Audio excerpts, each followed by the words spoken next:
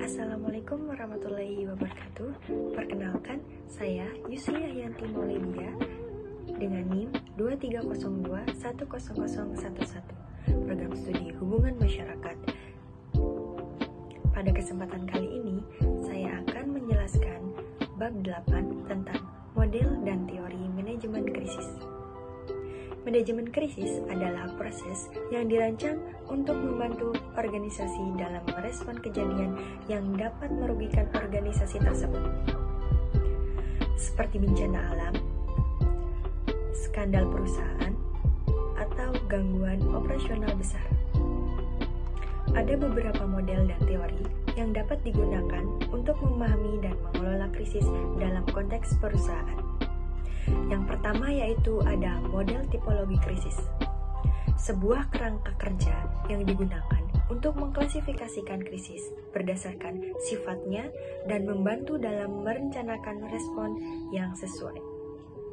Teori ini menjelaskan bagaimana perusahaan mengelola suatu krisis, yakni dengan menunjukkan daftar jenis-jenis krisis yang diklasifikasikan berdasarkan sumber awal sebuah krisis dan faktor teknik dari manusia atau organisasi yang menyebabkan krisis tersebut.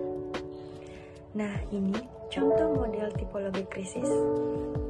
Ada faktor internal dari teknik dan ekonomi, yaitu ada produk gagal atau servis buruk, kegagalan pabrik atau kecelakaan industrial, dan kebangkrutan.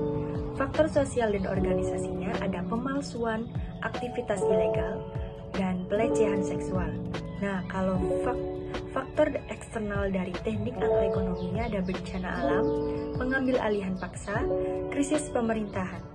Faktor sosial organisasi eksternalnya ada gangguan produk, rumor yang tidak jelas, dan boikot. Nah, yang kedua ada sebab dan sumber krisis suatu perusahaan. Faktor internal, teknik atau ekonomi, ada produk gagal yang tidak terdeteksi. Yang kedua, kegagalan pabrik atau kecelakaan industrial. Yang ketiga, ada sistem yang tidak terdeteksi atau gagal. Faktor sosial dan organisasi ada minim pelatihan operator, minim perencanaan kontingensi, dan sabotase internal. Faktor eksternal teknik atau ekonomi ada perencanaan kemasyarakatan yang minim, kondisi lingkungan yang tidak dianalisa, dan kondisi yang tidak diantisipasi. Faktor sosial dan organisasi ada gagal menjalankan institusi kemasyarakatan, dan gagal memonitoring stakeholder kriminal seperti mantan karyawan yang kesal, penculik, dan lain-lain. Nah, yang ketiga yaitu ada contoh grafik tindakan pencegahan krisis suatu organisasi.